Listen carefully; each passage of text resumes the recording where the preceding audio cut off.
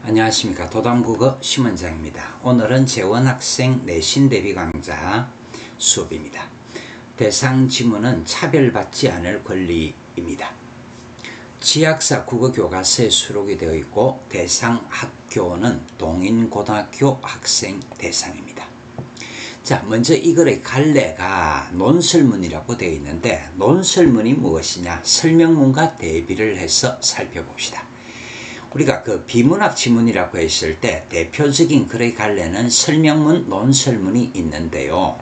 일단 설명문 같은 경우는 정보 전달이 목적이더라. 정보 전달이 목적이기 때문에 객관적 성격을 가지고 있을 수밖에 없습니다. 여기 비해서 논설문은 설득을 목적으로 하는데 글쓴이의 관점에서 내가 이것을 강조하고자 한다라는 것이 나와 있기 때문에 주관적 성격을 가지고 있습니다. 따라서 오늘 우리가 지금 수업을 할 차별받지 않을 권리가 논설문이기 때문에 어떤 성격을 가지고 있다고요? 설득을 목적으로 하면서 주관적 성격을 가지고 있더라. 그런데 우리가 모의고사 시험을 칠 때도 비문학 제재가 나오죠. 그런데 그것이 설명문이냐 논설문이냐 하는 것을 쉽게 판단할 수 있는 것은 서술어를 들여다보면 됩니다. 서술어가 뭐뭐이다의 형태, 사실명제의 형태를 가지고 있으면 설명문이 되고 야한다, must의 형태를 가지고 있으면 정책명제가 됩니다. 그래서 우리가 교과서 지문을 통해서 설명문, 논설문에 대한 이해도가 높아진다라고 한다면 모의고사에서도 역시 설명문, 논설문을 접근해 볼 수 있지 않겠느냐. 그 다음에 오늘 지문이 논설문인데 여기 지금 보니까 현실 비판적 성격을 가지고 있더라. 그러면서 논설문은 필연적이고 논리적 설득적 성격을 가지고 있습니다. 중심 제재는 불합리한 사회적 차별, 이게 중심 화제가 되겠고요. 그래서 우리가 보통 내신 시험을 칠 때는 이런 걸 중심 제재라고 이야기를 하고 모의고사 시험을 칠 때는 중심 화제라고 이야기를 하는데 일반적으로 내신 시험 준비를 할 때는 제재에 따른 그 강조점, 핵심을 잡아주시는 것이고 모의고사 같은 경우는 중심 화제 자체를 잘 잡아주셔야 여러분들이 원하는 점수 관리가 이루어집니다. 자, 주제는 사회적 차별이 이루어지지 않은 원인 분석, 그 다음에 차별 철폐를 위한 대책. 자, 여러분들 우리가 교과서 지문이든 비교과서 지문이든 문제점이 있으면 해결 방안이 제시된다. 그것이 국어 지문의 절대적 원칙이다라는 것도 이해를 해 두시고요. 자, 이 지문 자체를 봤을 때 이 지문 자체는 차별이라는 상황이 발생하는 원인을 분석한 후에 해결책을 제시하고 있다. 그 다음에 헌법이라든지 인권법이라든지 구체적인 법조항을 근거로 활용을 하고 있는데 이런 법조항이 구체적으로 제시가 됨으로 해서 내용의 정확성을 담보를 하고요. 그 다음에 주장의 신뢰성을 높일 수 있더라. 이게 지금 이거의 특징입니다. 그 다음에 이 지문은 비교적 일상생활에서 발생할 수 있는 사례들, 그러니까 친숙한 사례들을 활용해 가지고 독자의 이해를 쉽게 도와주고 있습니다. 자, 교과서 보문인데요. 교과서 보문 같은 경우는 그다지 어렵지 않기 때문에 오늘 지문은 그다지 어렵지 않기 때문에 조금은 간단하게 덤벼들도록 하겠습니다. 자, 일단 본문을 봐보니까 소제목이 나와 있는데 모든 국민은 법 앞에 평등한가? 자, 우리 이런 것들을 통상적으로 무엇이라고 이야기를 하더라? 문제 제기. 그럼 이렇게 문제를 제기하고 있다라는 말 자체가 사실은 평등하다, 평등하지 못하다. 평등하지 못하다라는 문제를 제기하겠다라는 의도가 노골적으로 드러나 있고요. 그 다음에 본문 들어가야 되는데 오늘 지문은 비교적 간단하기 때문에 간단하게 툭툭 살펴봅니다. 불과 10수년 전만 해도 신입사원을 뽑는 기업체의 공고에 25세 미만 같은 조건이 붙어있는 여러분들 뭐라고요? 조건. 자, 소제목이 뭐냐면 모든 국민은 법 앞에 평등한가라는 소제목이 붙어 있는데 지금 여기 이런 조건들이 붙어 있다라는 것이 평등하지 못하다라는 것을 강조하는 내용이 되겠죠. 이 공고에 따르면 이제 막 26세가 된 사람은 아무리 탁월한 기량을 지니고 있더라도 지원조차 할 수 없는 셈이다. 최근 들어 이런 제한이 많이 사라지긴 했지만, 그러니까 이런 것들이 사실은 무엇이 이루어지고 있다? 개선되고 있지만은 대학을 졸업한 지 1년 이내인 자처럼 변형된 조건. 자, 여러분들 사회가 발전해 가면서 뭔가 불평등의 조건들이 개선되고는 있지만은 여전히 변형된 조건을 내세우는 곳이 많다. 자, 이처럼 합리적인 이유가 없는 차별. 여러분들 오늘 중심 화제가 뭐라고요? 합리적인 이유가 없는 차별. 이게 지금 중심 제재, 중심 화제가 됩니다. 능력이 있는 많은 사람에게 취업의 기회를 근원적으로 박탈하고 있다. 자, 이런 것들이 곧바로 무엇이 된다고요? 사회적 차별이면서 오늘 이 지문에서 말하고자 하는 문제점을 제기하고 있는 겁니다. 비단 나이에 따른 차별만이 문제인 것은 아니다.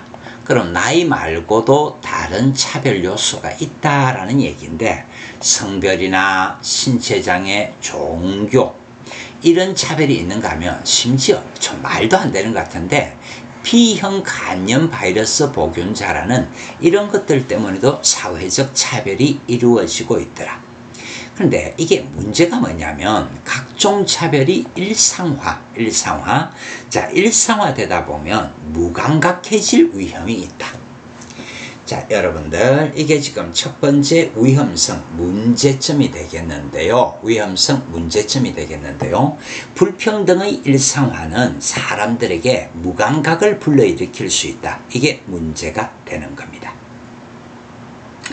자, 제도의 차원에서 일단 여러분들 오늘 이 지문은 해결책을 제시를 하고자 하는데, 그 해결책을 제도의 차원에서 접근하고 있고요.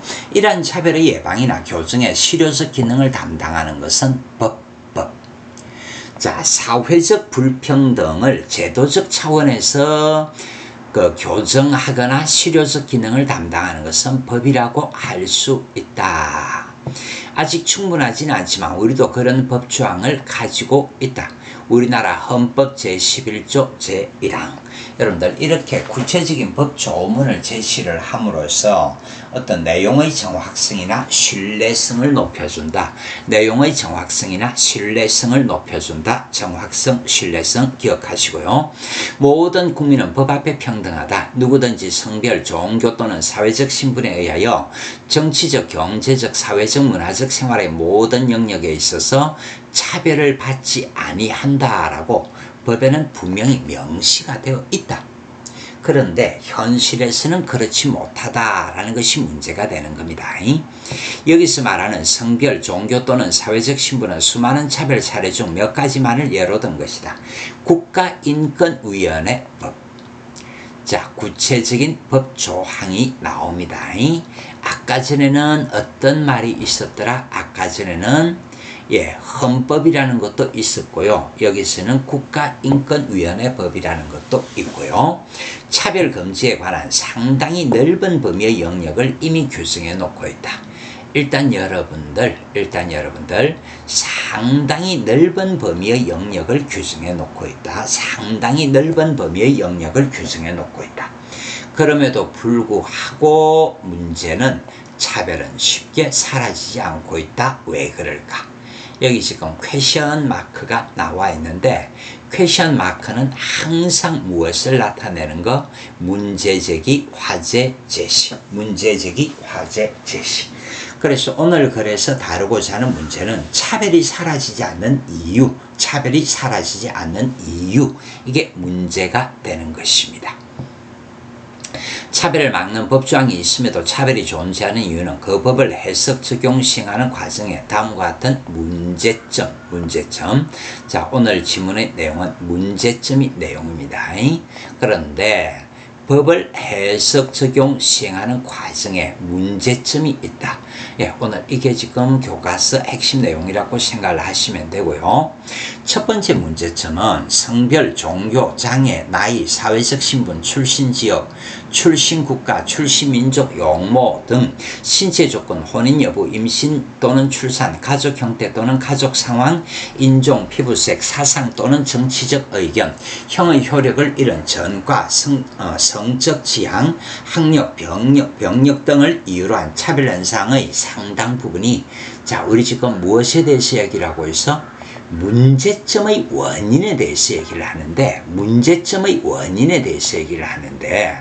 차별 현상의 상당 부분이 어디에 있다? 사적 생활 영역에서 일어난다. 예, 대비가 되어줘야 되겠죠. 사적 생활 영역의 반대말이 공적 생활 영역이라고 했을 때 왜 사회적 불평등이 쉽게 개선되지 않는가? 사적 생활 영역에서 일어나기 때문에. 만약에 이것이 공적 생활 영역에서 일어난다면 개선점을 쉽게 찾아볼 수 있는데 사적 생활 영역에서 일어나기 때문에 개선점을 쉽게 찾을 수 없더라. 그런 얘기입니다. 자, 계속 지문 읽어가면요. 지문 내용이 조금은 단순하기 때문에 간단하게 살펴보겠습니다. 우리 사회의 민주화가 진척됨에 감에 따라 국가 권력에 의한 차별. 여러분들, 이게 바로 뭐지? 공적 영역. 그런데 오늘 글은 고용주, 서비스 공급자 같은 사적 생활 관계의 주체들에 의한 차별. 사적 영역에 의한 차별. 네, 이게 오늘 첫 번째 문제점입니다. 그런데 예, 통상적으로 요즘 스타일의 국어 지문은 화제 전환의 접속어 뒤에 대부분 내용들이 드러나 있는데요. 자, 일단 공적 영역에서는 헌법상의 차별 금지 조항이 있어서 그래서 직접 적용이 될 수 있더라. 공적 영역의 문제는 쉽게 극복할 수 있더라. 거기에 비해서 사적 영역의 경우에는 좀 모호성을 가지고 있습니다. 가해자가 국가이고 피해자가 시민일 때는 피해자가 헌법 조항을 근거, 그러니까 공적 영역에서 문제가 생길 때는 쉽게 문제의 그 해결책을 모색할 수 있다. 그래서 국가에 직접 요구할 수 있지만 가해자와 피해자가 모두 개인이면 지금 여기서 문제가 사적 영역이면 시정 조치를 요구하는 것이 쉽지 않다. 예컨대 내가 목욕탕에 갔다가 지금 여러분들 여기서 예시가 나와 있는데요. 오늘 지문의 예시는 우리가 일상생활에서 구체적으로 쉽게 접근할 수 있는 구체적 사례들을 다루고 있기 때문에 쉽게 공감이 갈 수가 있습니다. 내가 목욕탕에 갔다가 장애인이라는 이유로 입장을 거부당했다고 하자 이런 상황에서 헌법을 기초로 그 목욕탕 주인에게 시정을 요구할 뾰족한 방법은 없다. 별도의 입법 조치가 없는 한 현재로서는 그 목욕탕 주인에게 불법 행위에 따른 손해배상 청구. 사적 영역에서는 문제 해결 방안을 무엇을 통해서 모색한다? 손해배상 청구를 통해서 모색한다. 이렇게 하는 일만 할 수 있다. 개인과 개인의 관계는 공법이 아닌 사법으로 해결해야 한다는 원칙이 우리 법체계의 바탕을 이루고 있기 때문이다. 일단 여러분들 오늘 지문과 관계없이 절대적인 원칙, 우리 법체계의 바탕은 개인과 개인의 관계 항상 어떻게 해결해야 한다? 사법으로 해결해야 한다. 일반적인 법체계의 내용입니다. 자, 우리 지금 두 번째라 그랬는데 무엇의 두 번째? 문제점의 두 번째. 문제점의 두 번째. 방금 그 해결책을 어떻게 해결해야 되느냐 하면 손해배상 청구권을 통해서 해결을 해야 된다 그랬는데 두 번째 문제점은 민사상의 손해배상액이 너무 적다. 그러니까 노력이라든지 이런 비용 대비 효과가 적다라는 그런 문제를 가지고 있다는 얘기입니다. 차별을 당한 사람이 독하게 마음먹고 민사소송을 제기해서 승소해도 마음의 상처를 치유하기에 턱없이 부족한 배상액, 소송을 제대로 수행하려면 변호사 비용만 수백만 원이 드는데 그 결과물인 배상액이 기껏해야 수십만 원이라면 누구라도 소송을 포기할 것이다. 우리는 지금 두 번째 문제점을 살펴봤습니다. 그 다음에 심각한 세 번째 문제점이 나오는데요. 이게 지금 공법이 아닌 사법체계 전반적으로 적용되는 것인데 불법 행위에 대한 손해배상과 인과관계 등의 무엇이 입증 책임은 공법이 아닌 사법은 입증 책임은 모두 차별당한 사람이 지게 되어 있다라는 것이 문제입니다. 그러니까 이게 지금 뭐가 문제냐면 일반인들이 법체계라든지 이런 법조문들을 잘 알 수가 없죠. 그런데 입증 책임을 개인에게 떠맡기고 있다라는 얘기입니다. 그래서 여기서도 마찬가지로 사법이라는 것이 공법 말고 사법의 기본 원칙상 입증 책임은 모두 원고의 몫인데 이런 이 차별에 의한 불평등 같은 경우도 입증 책임은 원고의 몫이기 때문에 문제를 제기하기가 쉽지 않다는 얘기입니다. 하지만 차별행위가 있었다는 사실을 법정에서 입증하는 것은 결코 쉬운 일이 아니다. 예컨대 여러분들 자, 구체적인 사례는 일상생활에서 쉽게 접근할 수 있는 내용들이기 때문에 오늘 지문 내용이 평이한 겁니다. 어떤 회사에 입사하지 못한 기혼 여성이 채용 과정에서 차별이 있었음을 주장하며 소송을 한다고 할 때 오로지 기혼 여성이라는 이유로 회사가 자신을 떨어뜨렸다는 사실을 입증해내지 못하면 패소한다. 그래서 현실적인 문제가 뭐냐? 차별을 당한 개인이 소송에서 이기기란 매우 어렵다라는 것이 이 세 번째 문제점의 내용이 됩니다. 그런데 오늘 그런 문제점이 있어서 해결 방안을 모색하고자 하는데 자, 여러분들 우리 이런 것들을 소제목이라고 얘기를 하는 거거든요. 소제목을 보시면 차별 철폐를 위해서 우선 할 수 있는 일. 그러니까 근본적인 해결책 모색은 되지를 못합니다. 근본적인 해결책 모색은 되지를 못하지만은 우선 할 수 있는 일이라도 하자. 그래서 우선 할 수 있는 일이 무엇인가? 우리 사회의 경우 사회 전체가 다양화의 길, 다양화, 현대 사회의 특징이 제시되고 있는데 현대 사회의 특징은 다양화의 길을 걷기 시작한 1990년대 이후에서야 차별의 문제가 본격적으로 논의되었다. 그러니까 1990년대 이후에서야 그랬으니까 아직까지 이런 문제 제기의 역사가 그다지 오래되지 않았다라는 걸 짐작할 수 있는 거고요. 그래서 비교적 논의 기간이 짧은 만큼 차별을 방지할 만한 뚜렷한 대책이 마련되지 못했다. 이게 여러분들 뭐라고요? 문제점. 아직은 뚜렷한 대책이 마련되지 못했다. 고작해야 자, 긍정적 뉘앙스야, 부정적 뉘앙스야. 부정적 뉘앙스가 드러나고 있죠. 국민의식개혁이나 각종 위원회 설치. 참 뻔한 내용들이네. 뻔한 내용들. 그러니까 근원적인 해결책이 되지 못하는 것들. 그래서 추상적이고 형식적인 수준에서만 뭔가 하는 척 한다라는 얘기입니다. 물론 이런 걸 우리가 양보의부사라고 얘기를 하는데, 여기서 양보의부사라는 것은 주장하는 것과는 상반되는 내용이다, 그렇게 받아주시고요. 차별 문제를 단번에 해결할 묘책을 찾기는 쉽지 않다. 그러나 생각의 방향을 조금만 바꿔도 손쉬운 실마리, 여러분들 근원적인 해결책은 아닙니다. 근원적인 해결책은 아니고요.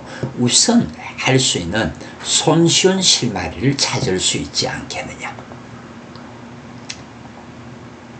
그 다음에 지금 여기 보니까 나는 이라는 말이 나와 있어. 나는. 여러분들 비문학 지문을 대표하는 그의 갈래는 설명문, 논설문이 있는데, 오늘 그의 갈래는 무엇이다? 논설문. 논설문은 나는 1인칭 주어가 나와 있으면 논설문이 됩니다.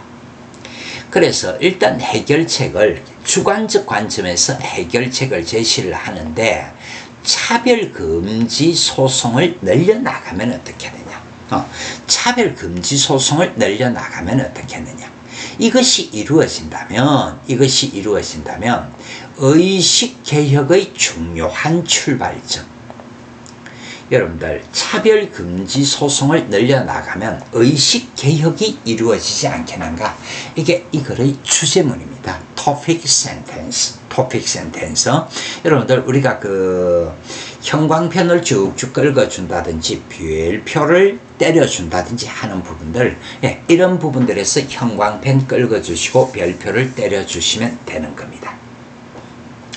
그래서 구체적 내용들을 보면 차별 행위가 있을 때마다 소송을 해라. 그래서 단돈 10만 원이라 할지라도 손해배상금을 받아내는 일이 이어진다면, 여기 지금 뭐가 나와 있어? 조건문. 요즘 수능 국어는 조건문들 가지고 문제를 만드는 경우가 많거든요.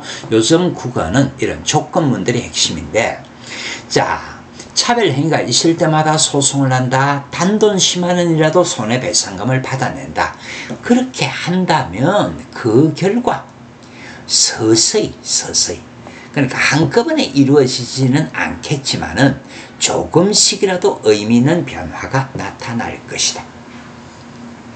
그런데 다루고자 하는 진짜 내용은 이 뒤에 들어 있습니다. 소송을 하려면 큰 돈이 든다. 귀찮은 일도 많다. 그래서 차별철폐 관련 소송이 활성화되기는 몹시 어렵다. 이런 것들이 문제네요. 그 다음에 여기 봐보니까 지금까지.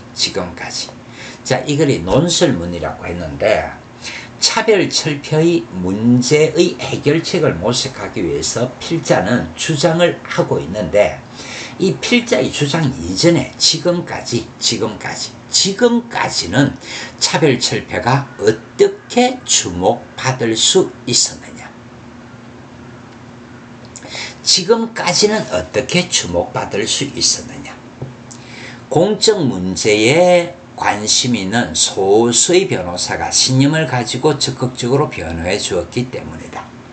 그러니까 의식이 있는 일부 변호사 덕분에 지금까지는 차별 문제를 사회적으로 부각시킬 수 있었다. 그러나 아무래도 영리를 추구할 수밖에 없는 변호사들에게 계속해서 선의만을 기대할 수는 없다. 역시 또 다른 문제점이 되겠네요. 나는 바로 이 부분이야말로, 그래서 결국 이 필자, 논설문의 필자가 얘기를 하고자 하는 것은 국가가 개입을 해야 한다. 문제의 근원적 해결책을 모색하기 위해서 국가가 개입을 해야 할 지점이라고 본다. 차별받는 이유가 그들을 위해 일하고 싶은 변호사들 사이를 가로막는 벽은 다름 아닌 돈.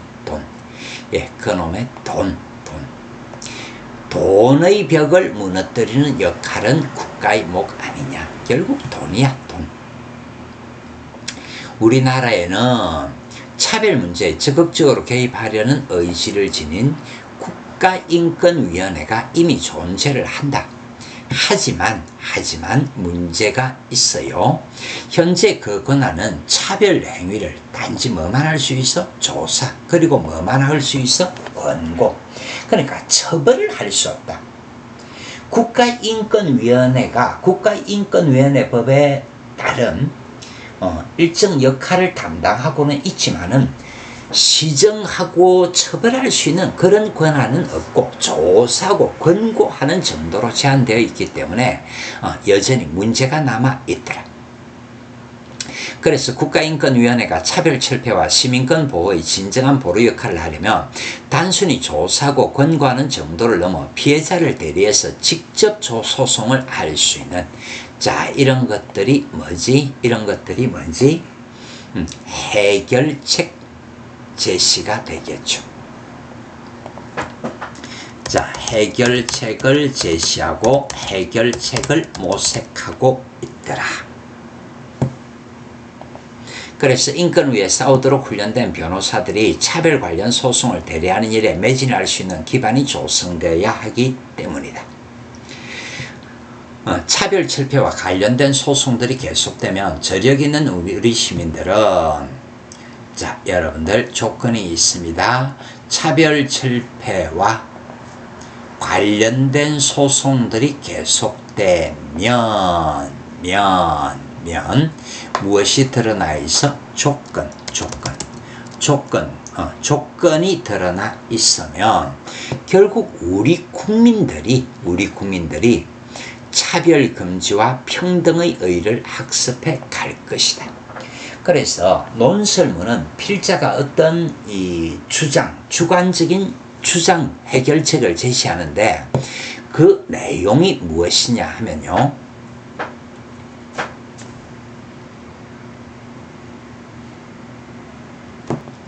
차별 철폐와 관련된 소송들을 계속하자. 그러면 국민들이 차별 금지와 평등의 의의를 학습할 수 있을 것이다. 그래서 이것이 지금 해결책 제시가 됩니다. 자, 문제점이 나와 있는데요. 말뿐인 의식개혁이 아니라 지금 이거의 필자가 말하고자 하는 거, 생활 속에서 자연스럽게 배워나가는 의식개혁. 사실은 이런 부분들이 대비를 이루고 있는 거지, 말뿐인 의식개혁이 아니라 자연스럽게 생활 속에서 배워나가는 의식개혁, 대비를 통해서 필자의 주장을 뒷받침하고 있습니다. 또한 차별철폐 소송을 하는 전문 변호사들이 앞서 언급한 바와 같이 기존 법체계의 한계에 자꾸 부딪히면, 자, 역시 이것이 뭐라고요? 문제점. 그래서 이를 해결할 새로운 법률의 제정을 준비하게 될 것. 이게 뭐라고요? 해결책. 문제점이 있고 해결책이 있는 것. 그 결과 시민들의 의식 성장, 이것이 지금 세 번째 얻을 수 있는 효과가 될 것입니다. 그래서 새 법을 시행해 나가다가 다른 한계에 부딪히면 또 다른 법률 제정 운동이 나타날 것이다. 이런 건전한 순환 구조, 여러분들, 건전한 순환 구조. 자, 이 부분에서 별표 때려두시고요. 형광펜 같은 것이 있는 분들 같은 경우는 이런 부분들에 형광펜 쫙쫙 긁어주시면 지문의 핵심 포인트가 손쉽게 파악될 겁니다. 자, 일단 건전한 순환구조 첫 번째 내용이 뭐였더라? 차별철폐와 관련된 소송들이 계속되면 그래서 해결할 수 있는 새로운 법률의 제정을 준비하게 될 것이고 시민들의 의식 성장을 가져올 수 있을 것이다. 그래서 또 새로운 법률 제정 운동도 나타날 것이다. 건전한 순환 구조의 내용이 됩니다. 자, 마지막으로 국가 권력을 견제하는 수호적인 역할을 넘어 시민의 권리를 적극적으로 옹호하는 법의 새로운 역할은 이러한 노력, 건전한 순환 구조. 자, 그 다음에 그 학습활동 문제인데요. 그냥 이 차별받지 않을 권리라는 내용들 자체가 조금 평이한 내용이기 때문에 학습활동도 평이합니다. 함께 조금씩 읽어보시면 되겠고요. 교과서 부분이 어느 정도 이해가 되신 분들 같은 경우는 뒷부분은 굳이 수업을 안 들어도 관계는 없겠습니다. 자, 이 글에서 필자가 합리적인 이유가 없는 차별의 구체적 사례, 구체적 사례, 취업 기회를 박탈하는 나이를 제한한다라든지 B형 간염 바이러스 보균자라는 이유로 채용을 거부한다라든지, 그 다음에 장애인이라는 이유로 목욕탕 입장을 거부당한다라든지, 기혼 여성이라는 이유만으로 채용에 불이익을 받는다든지 하는 것이 문제점이고요. 그 다음에 이 글의 필자가 차별 관련 법제도의 문제점. 자, 1차적으로 무엇에 대해서 얘기를 하고 있다? 문제점. 그래서 그 문제점 3가지, 그 다음에 해결책 3가지, 학습활동 문제인데 그냥 간단하게 읽어주시면 되겠습니다. 첫 번째 문제점 같은 경우는 이게 어디에서 발생하기 때문에 사적인 영역에서 발생하기 때문에 헌법조항을 곧바로 적용할 수 없다. 그래서 구체적인 차별 금지 법안이 마련되면 될 것이다. 그 다음에 민사상의 손해배상액이 너무 적다라는 것이 문제점이기 때문에 이 손해배상액을 점차 늘리면 사회적 불평등이 줄어들지 않겠느냐. 그 다음에 어떻게 보면 가장 심각한 문제라고 할 수도 있겠는데, 입증 책임을 순전히 누가 져야 한다? 차별받은 당사자가 져야 한다. 그런데 이 법률적인 측면에서 문외한인 일반인들이 이런 것들을 감당하기는 쉽지 않거든요. 그래서 피고에게도 차별 또는 차별 행위로 인한 손해 발생이 없었음을 입증할 책임을 부과하면 되지 않겠는가. 그런데 선생님은 여기서 또 다른 문제점 하나를 조금 제기를 하고 싶은데, 이렇게 됐을 때는 소송 남발이라는 문제가 있을 수 있기 때문에 항상 또 다른 문제의 발생 가능성 때문에 이런 일이 쉽지 않다라는 것도 생각을 좀 해주시고요. 이 글의 필자가 제시한 차별 문제 해결책의 무엇을 살펴보자?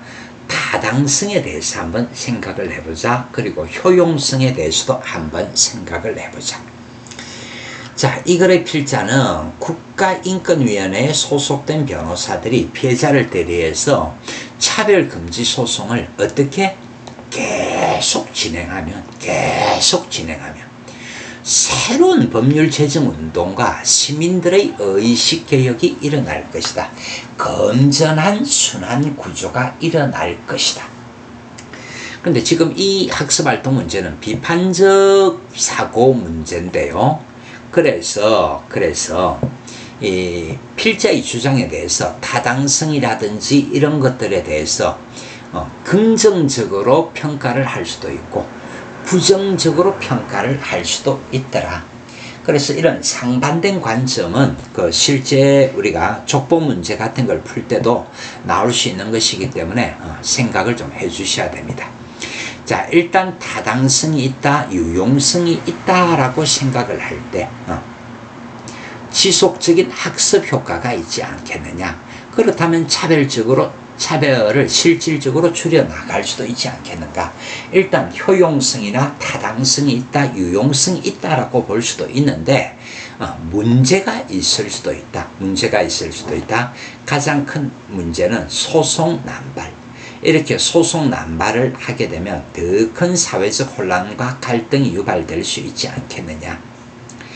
그래서 지금 이 학습활동에서 이 출판사, 그러니까 지학사 출판사 집필진들 같은 경우에는